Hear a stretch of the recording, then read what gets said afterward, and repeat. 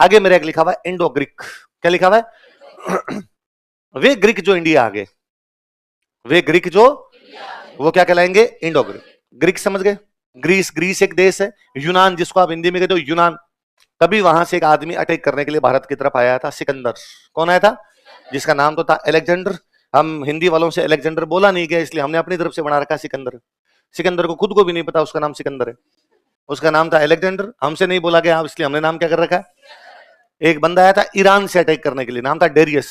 क्या नाम था? हमने दारा सिंह नाम कर रखा है। हिंदी में दारा सिंह लिखते हैं उसको, जबकि दारा सिंह को खुद को नहीं पता कि उसका नाम दारा सिंह है। उसका नाम था डेरियस। क्या नाम था? हमें दारा ठीक लगा, दारा थोड़ा फील देता है, तो हमने क्या लिख लिया। आज भी गांव में कोई शक्तिशाली तगड़ा आदमी तो दारा सिंह जी बड़े तगड़े हुए, तो बाद में आज भी दारा सिंह नाम बड़ा फेमस हुआ, जबकि ओरिजिनल नाम वो क्या है? तो वैसे वैसे ओरिजिनल नाम है अलेक्जेंडर। क्या है? कभी समय मिले तो कंगना रनौत की मूवी क्वीन, क्वीन जो मूवी है क्वीन देखना, तो उसमें क्या उसका ब्रेकअप होता है, सगाई टूटती है उसकी, फिर वो अकेली हनीमून के लिए जाती है, और पेरिस में उसको कुछ दोस्त मिलते हैं, 4-5 लड़के लड़कियों का ग्रुप बनता है, तो उनमें एक लड़का रूस का है, तो उससे पूछती है कि तुम्हारा नाम क्या है। ये जो रूस साइड के ये जो भी लोग हैं, इनसे ये नहीं बोले जाते, डे और टे उनसे बोले ही नहीं जाते हैं। वो डे को बोलेंगे दे, और टे को बोलेंगे, है ना। तो वो उसको पूछती है तुम्हारा नाम क्या, तो वो कहता है एलेक्जेंद्र। टमाटर नहीं होता उनके लिए, टमाटर है। टे और डे जी पलटा ही नहीं खाती उनकी, वैसे ही हो जाती, तो वो कहता है एलेक्जेंद्र। तो कंगना राणा तो वापस उसको कहते एलेक्जेंडर, तो कहता है नो इट्स एलेक्जेंडर। वो कहता हाँ हाँ एलेक्जेंडर। वो बेचारा वापस कहता है नो इट्स एलेक्जेंडर। वो कहता हाँ चल तेरा नाम सिकंदर। वो वापस कहता है क्या, तो वो कहता है ये केवल मैं ही समझ सकती हूँ और किसी की समझ में आएगा। तो अलेक्जेंडर जो था उसने भारत पर अटैक किया। भारत क्या, वो पूरी दुनिया जीतने निकला था। वो मैसिडोनिया का रहने वाला था। कहां का था? यूनान, आज जिसको यूनान बोलते हैं, वहां पर एक छोटा सा देश है, उसका नाम क्या है? मैसिडोनिया। कभी पूरा वो ग्रीक एम्पायर हुआ करता, वहां से निकला। उसके दिमाग में ये था, उसको इतनी दुनिया पता थी कि मैं अफ्रीका जीतूंगा, मतलब इजिप्ट मिस्र की जो साइड है वो ये जीतूंगा, यहां से सेंट्रल एशिया में घुसूंगा, या अरब ईरान इराक इधर घुसूंगा, यहां से आगे इंडिया आ जाएगा, इंडिया से आगे रूस आ जाएगा, क्या आ जाएगा? रसिया आ जाएगा, रसिया से वापस यूनान आ जाएगा। उसको एक तो चीन का नहीं पता था। किसका नहीं पता था? और तब 3 महाद्वीपों के बारे में लोग जानते थे, एशिया यूरोप और अफ्रीका। तब तक अमेरिका की खोज हुई नहीं थी। ऑस्ट्रेलिया के बारे में भी लोग जानते, तो उसको लगा दुनिया इतनी है मैं जीत लूंगा, तो दुनिया जीतने निकला और वो जीत भी गया। उधर से यूरोप से निकला, ग्रीस से निकला, अफ्रीका की तरफ आया, इधर ये इजिप्ट वाला पूरा इलाका जीता, फिर आगे ईरान इराक वाला इलाका जीता, फिर अपने अफगानिस्तान में घुसा, अफगानिस्तान जीता, फिर पाकिस्तान के अंदर घुसा, पाकिस्तान वाला कुछ इलाका जीता, बस यहीं तक आ पाया। यहां तक उसको रेजिस्टेंस नहीं मिला था। जैसे भारत की तरफ आता है, लोगों ने लड़ना शुरू कर दिया सामने। वरना जब तक सिकंदर पीछे पीछे आ रहा था, तब तक यह था कि जहां सिकंदर गया सामने वालों ने सरेंडर कर दिया, राजा मारना मत रहे, तो कहीं वो ले लो वाले, हम यहां लड़ लिए। अफगानिस्तान में घुसने के बाद उसकी लगातार लड़ाइयां हुई, इसलिए उसकी सेना थक गई। वो व्यास नदी तक आ गया था। कहां तक आ गया था? हमने पंजाब में व्यास नदी तक। व्यास नदी तक आने के बाद एक तो सेना थक गई, एक उसको पता चला कि रेजिस्टेंस भयंकर हो रहा है, भारत के अंदर आगे तेरी पार पड़ेगी नहीं, एक उसको पता चला भारत बहुत लंबा है। उनको ये नहीं पता था इतना क्रॉस करना पड़ेगा, उनको लगा पंजाब ही पहुंचे हैं, ये तो पार्टी शुरू हुई है, ये तो इनका वेस्ट है, ईस्ट क्रॉस करेंगे। फिर उनको और पता चला कि इसके आगे चाइना आ जाएगा और वो इससे लंबा है, फिर जाके रूस पहुंचेंगे, मरमुरा जाएंगे बीच में। इसलिए उसके जो फौजी थे उन्होंने बंदूक तान दी थी उस पर, वापस चल, नहीं मरना हमें। तो सिकंदर यहां से वापस लौट गया, पर यहां तक का तो जीता उसने, यहां तक का तो जीता। अब वो तो वापस ग्रीस चला गया। अब यहां तक का जो जीता उसने, अफगानिस्तान वाला कुछ इलाका, ईरान वाला कुछ इलाका, जो भी उसने जीता, वहां पर उसने अपने कमांडर तैनात कर दिए, अपने कमांडर छोड़ दिया। अब वो कहां का था? ग्रीस का, तो कमांडर भी कौन होंगे? ग्रीस के, तो वो ग्रीक कमांडर कौन से? और सिकंदर वापस चला गया। अब यहां से मान लो आगे भारत का रास्ता शुरू हो जाता, भारत की तरफ वो आए नहीं। अच्छा, भारत में सिकंदर के जाते ही एक नया सम्राट उभर के सामने आता है, वो है चंद्रगुप्त मौर्य। कौन है? मौर्य एम्पायर बड़ा शक्तिशाली रहा, मौर्य एम्पायर। तो जब तक मौर्य एम्पायर शक्तिशाली रहा, इनकी औकात नहीं भी अंदर घुसे, पर एक दिन मौर्य कमजोर पड़े। जैसे ही मौर्य कमजोर पड़े, ये ग्रीक जो उधर बैठे थे ये आगे की तरफ आएंगे, तो वे ग्रीक जो इंडिया की तरफ आए, क्या कहलाए? उन इंडो ग्रीक में एक राजा हुआ जिसका नाम था अपोलोडोरस। कौन था? तो हमें रेड से इंडो ग्रीक सिक्के प्राप्त होते हैं, इंडो ग्रीक में भी जिस राजा के प्राप्त होते हैं वो कौन है? अपोलोडोरस। कौन है? अपोलोडोरस। ईरान, ईरान जो देश है, ईरान, ईरान, ईरान तो नाम सुना होगा। ईरान जो देश है, किसी टाइम ईरान को बोलते थे फारस। क्या बोलते? फारस। पर्सिया, क्या बोला करते? पर्सिया। इसलिए फारस की खाड़ी को अंग्रेजी में भी वो पर्सिया ही कहते हैं, है ना। तो वो फारस कह दो या पर्सिया कह दो या ईरान कह दो। यहां पर किसी टाइम एक डायनेस्टी हुआ करती, उस डायनेस्टी का नाम था सासानी। कौन सी डायनेस्टी थी? आगे मध्य एशिया की तरफ, ईरान से आगे सेंट्रल एशिया की तरफ बढ़ेंगे, वहां पर एक जाति थी हूण। कौन सी थी? हूणों ने ईरान पर अटैक किया, ईरान में लूटमार की, और ईरान से आगे आगे भारत। कहां आगे? तो ईरान में किसको हराते हुए आए? सासानियों पे हमला करते हुए। तो सासानियों के सिक्के भी लेते आए। तो सासानियों के सिक्के इंडिया में कौन लाए? तो सासानियों के सिक्के जो इंडिया में मिलते हैं, इसका मतलब भारत में कौन आगे?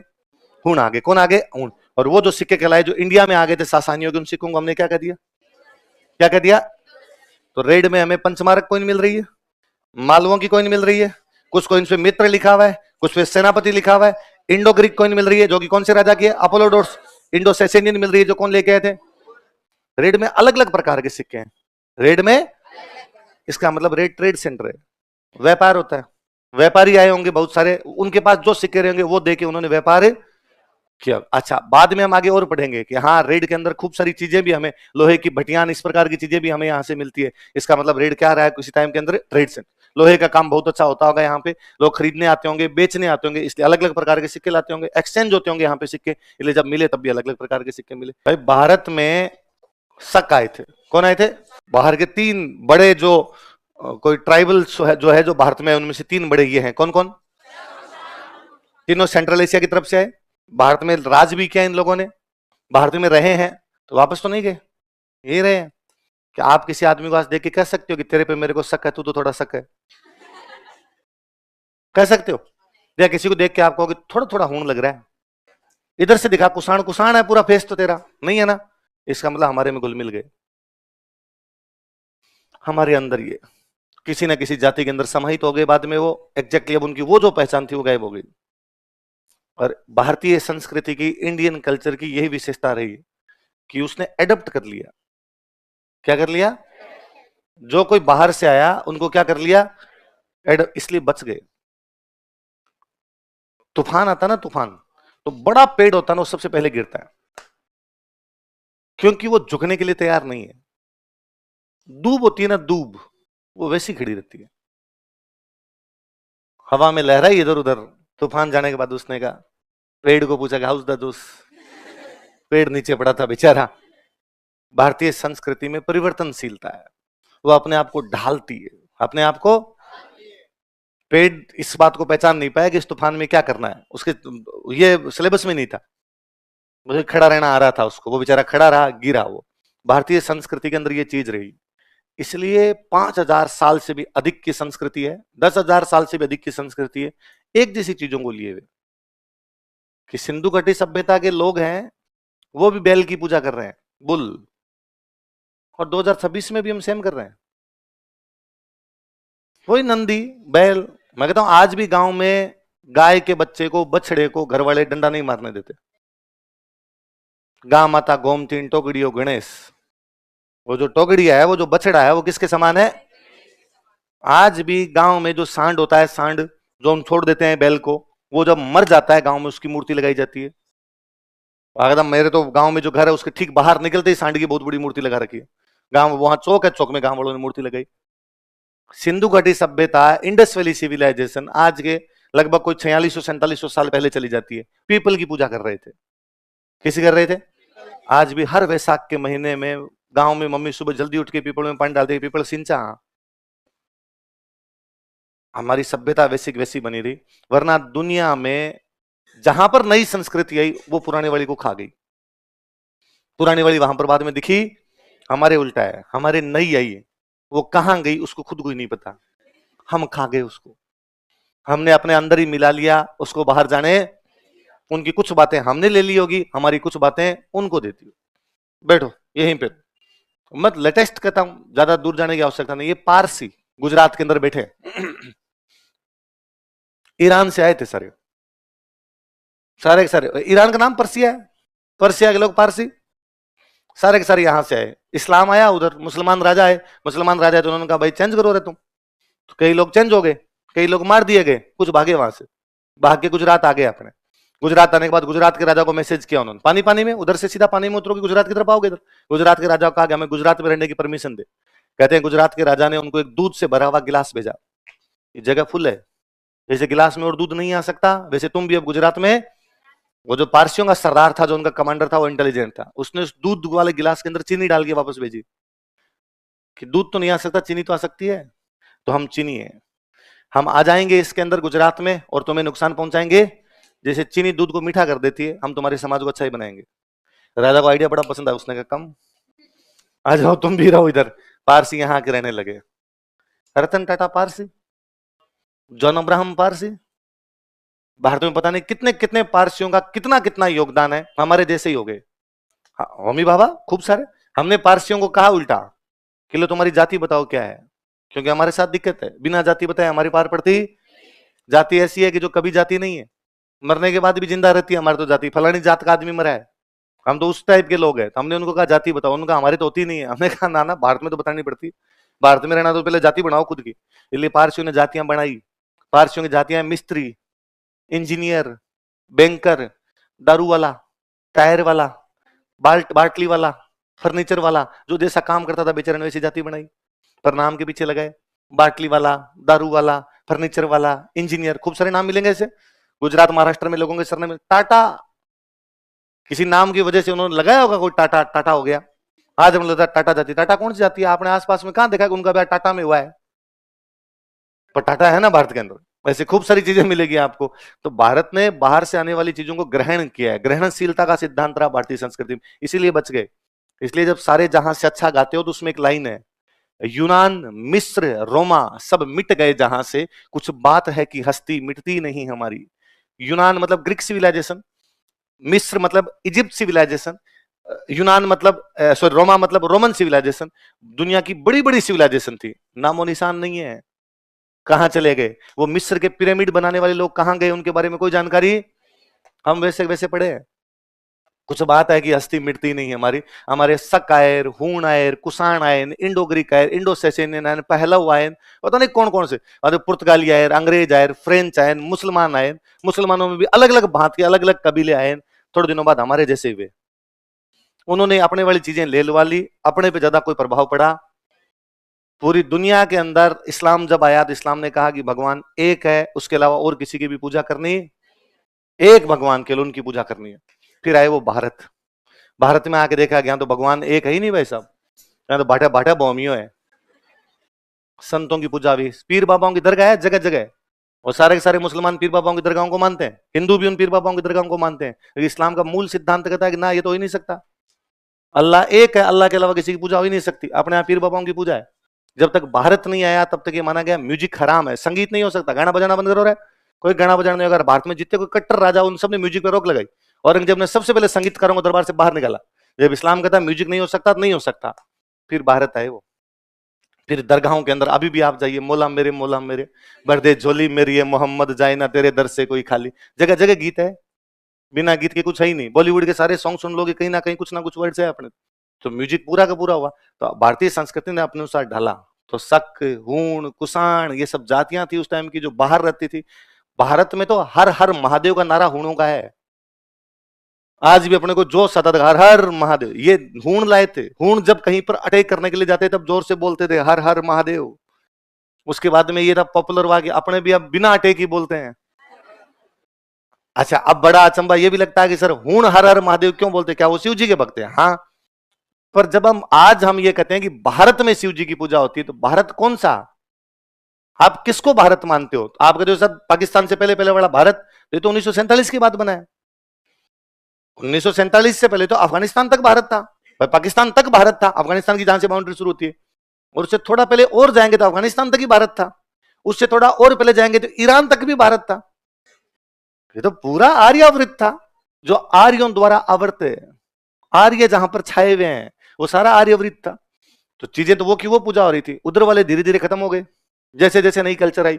हम बैठे हैं, उधर वाले इधर भी आ गए, तो यहाँ आके खो गए, उनकी खुद की अब कोई अलग से पहचान। हमने अपने अंदर उंदरी मिला मुलू के मामला सेटल कर लिया। इवन हूणों का तो हम पढ़ेंगे। हूणों ने तो अपने राजाओं में रिश्तेदारियां की है, अपनी खूब सारी रानियां हूण हुई, और बाकायदा उन्होंने सिक्कों पे लिखवाया मैं हूण हूं। मंदिर बनवाए उन्होंने, खूब सारे यहाँ पर अलग अलग कार्य करवाए हूणों ने। अलग अलग राजाओं की रानियां रही है हूण, हूणों के सिक्के मिले हैं, हूणों के अभिलेख मिले हैं। तो हूणों का तो बड़ा योगदान रहा था बाद के अंदर। आजादी के आसपास की बात है, भरतपुर राजा साहब एक दिन शिकार खेलने के लिए गए। भरतपुर राजा साहब के घोड़े दौड़ रहे हैं, घोड़ों के दौड़ने से वो जो टापे लगी, घोड़ों के पैर इधर उधर पड़े, जमीन थोड़ी ऊपर नीचे हो गई। थोड़ी देर बाद में वहां कुछ बच्चे खेलने गए, कुछ भेड़ बकरियां चराने वाले बच्चे गए, उनको जमीन के अंदर एक बर्तन सा दिखाई दिया। बर्तन निकाला, 1821 सिक्के हैं। कितने सिक्के हैं? गुप्तों के। किसके? भारत में गुप्तों के सबसे अधिक सिक्के यदि कहीं पर मिले हैं तो वो जगह कौन सी है? एग्जैक्टली तो गांव का नाम नगलाचेल है, तो नगलाचेल बहुत छोटी जगह है, तो जो बड़ी जगह उसका नाम क्या है? तो होता क्या था कि जब अब सिक्के मिले तो बाद में भेजे जाएंगे कि भाई म्यूजियम में संभाल के रखो, तो जो म्यूजियम में एंट्री करता है उसने लिख दिया भाई बयाना से आए सिक्के। कहां से आए? इतनी छोटी जगह का नाम नहीं पता, तो उसने कहा सिक्के कहां से आए? बयाना। तो इसलिए सब किताबें अपने लिखती है कि सिक्के बयाना के हैं। कहां के? तो एग्जैक्टली उस गांव का नाम क्या है? अपने दोनों ध्यान रखना, वो नगलाचेल भी पूछ सकता है या बयाना पूछ सकता है। गुप्तों के कितने सिक्के? 1800। गुप्तों के बाद में एक बड़ी डायनेस्टी अपने यहां पर आई थी, वो थे प्रतिहार। कौन थे? प्रतिहारों में एक राजा हुए बहुत बड़े, जिनका नाम था मिहिर भोज। इन सब सिक्कों पे मिहिर भोज का एक टाइटल लिखा हुआ, इसका टाइटल था आदिवराह। आदि का मतलब होता है पहला, मैंने बताया था अभी एक दिन पहले। आदि का मतलब क्या होता है? वराह का मतलब भगवान विष्णु। वराह का मतलब भगवान, हम कहते हैं भगवान विष्णु के 10 अवतार होने, 9 अवतार हो गए, उनमें से एक वह अवतार भगवान विष्णु का जो पृथ्वी को तब बचाने के लिए आया जब पृथ्वी जल में डूबने वाली थी। पृथ्वी, हमारी एक ऐसी कहानी है कि एक बार जल प्रलय होने वाली थी। क्या होने वाली थी? पूरी पृथ्वी जो थी वो जल में डूबने वाली थी, समस्त ब्रह्मांड जल में डूबने वाला था। तब भगवान विष्णु वराह का रूप धारण करते हैं। किसका रूप? वराह कहते हैं सुअर को। वराह किसको कहते हैं? भगवान विष्णु वराह का रूप धारण करते हैं, पृथ्वी को अपनी हथेली पर उठा लेते हैं, पृथ्वी को बचा लेते हैं। वो भगवान विष्णु का जो रूप है वो क्या कहलाता है? वराह। क्या कहलाता है? वराह। क्या कहलाता है? आदि का मतलब पहला। आदि का मतलब मिहिर भोज ने अपना टाइटल धारण किया आदि वराह। क्या किया? इसका मतलब भगवान विष्णु का पहला भक्त। भगवान विष्णु का, कुल मिलाकर कहना चाहता है कि जब भी भगवान विष्णु के भक्तों की लाइन शुरू होगी, लाइन वहीं से शुरू होगी जहां हम खड़े होंगे, मेरे से लाइन शुरू होगी। तो इन सिक्कों को बोलते हैं आदिवराह प्रकार के सिक्के। क्या कहते हैं?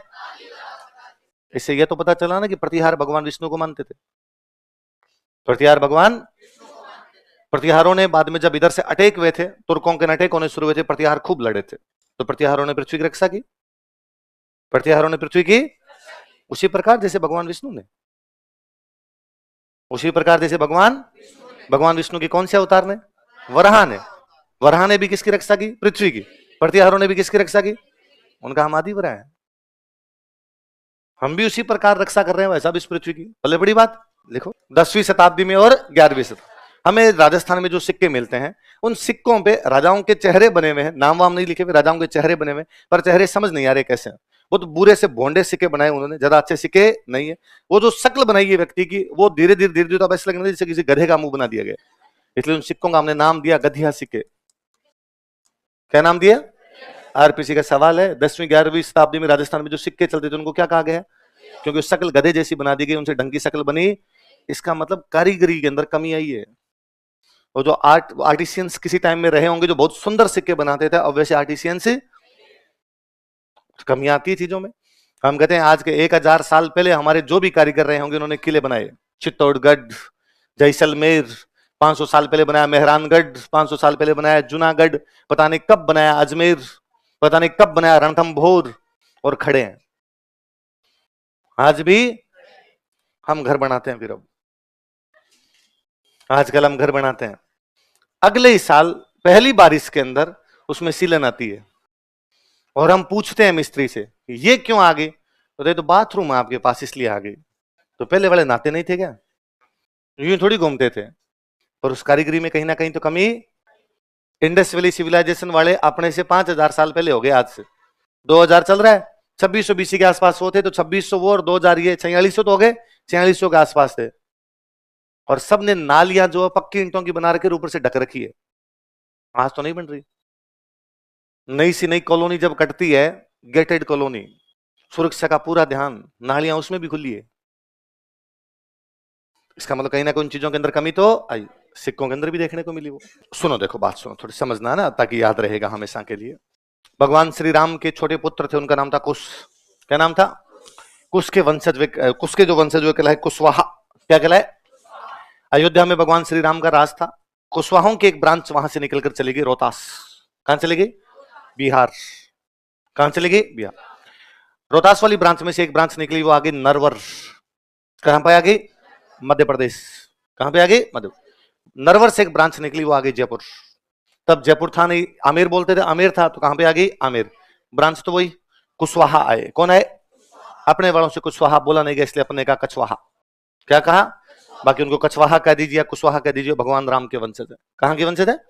भगवान राम कहां के राजा थे? अयोध्या। अयोध्या का जो झंडा हुआ करता था सफेद रंग का झंडा था। कैसा झंडा था?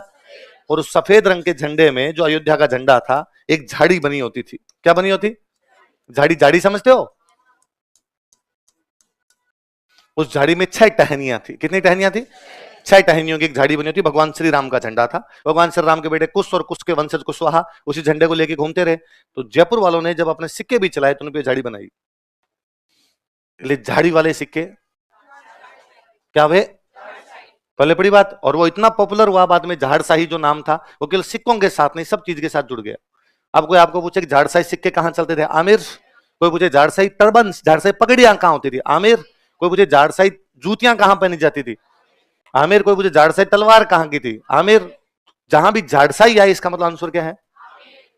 2022 में राजस्थान दिवस का कार्यक्रम था। मैं दूरदर्शन वालों की तरफ से बुलाया हुआ था एज ए गेस्ट स्पीकर बोलने के लिए। 2 लोग बुला रखे उन्होंने, एक मुझे हिस्ट्री पर बोलने के लिए, एक गुलाबो जी। कालबेलिया डांस देखा है? कालियो कूदो पड़ियो मेले में। तो जो गुलाबो जी जिनको पद्मश्री मिला हुआ है, गुलाबो जी को बुलाया हुआ था कल्चर पे बोलने के लिए। मैं बोलूंगा हिस्ट्री पर, गुलाबो जी बोलेंगे कल्चर पे। एक दूरदर्शन के जो एंकर होते हैं वो होंगे। तो आज रिकॉर्डिंग करेंगे, कल इसको हम लाइव करेंगे, वैसा कुछ था उनका। तो जब वो सेटअप अपना तैयार कर रहे थे, स्टेज बना रहे थे, तो हम बैठे थे, दूरदर्शन के अधिकारी बैठे थे, एंकर महोदय बैठे थे। तो उन्होंने हमसे यूं नॉर्मल जब बातचीत हो रही थी तो उन्होंने पूछा कि अभी जब हम कार्यक्रम करेंगे तो कौन सी भाषा के अंदर आप ठीक महसूस करेंगे, कौन सी भाषा में आपसे सवाल पूछे जाए। तो मेरा उनको यह था कि भाई वैसे तो हम किसी भी भाषा में कर सकते हैं बातचीत, तो पर चूंकि हम राजस्थान दिवस की बातचीत कर रहे हैं, वो यदि राजस्थानी में करें तो ज्यादा ठीक, हम एक मैसेज दे पाएंगे कि हमारी स्टेट की एक भाषा है, जब हमारी स्टेट को सेलिब्रेट किया जा रहा है तो हम उसी भाषा के अंदर बातचीत कर रहे हैं। और मैं राजस्थानी बोलने में ज्यादा कंफर्टेबल महसूस करूंगा बनिस्बत हिंदी और इंग्लिश के, कि वो मुझे आती है पर उतनी नहीं आती जितनी मुझे राजस्थानी आती है, क्योंकि वो मेरी मदर टंग है। एंकर मोदन का वेरी गुड, शाबाश। मैं तो खुद भी यही चाहता था कि सर यदि आप इसमें बात कर लें तो मैं तो खुद ही इसमें बात करना चाहूंगा। तो उन्होंने गुलाबो जी से पूछा कि भाई राजवीर जी तो कह रहे हैं कि राजस्थानी में बात करूंगा, आपका इस पर क्या कहना है, आपको कौन सी भाषा में सवाल पूछे जाए। तो गुलाबो जी का बड़ा ब्लंट रिप्लाई था कि मैं तो झाड़साई बोलूंगी। मैं तो उस दिन मुझे पता चला अच्छा बोली को भी झाड़साई कहते हैं। अब तक मैं सिक्कों तलवारों और जूतियों में ही उलझा हुआ था, मतलब यहाँ की बोली भी कौन सी है? तो आज के बाद कोई पूछे कि झाड़साई बोली कहां बोली जाती है? आमेर, जयपुर, मतलब ये जो इलाका है इसी को। आगे बात समझ में? तो झाड़साई वाला समझ में आएगा। तो झाड़साई सिक्के कहां पर?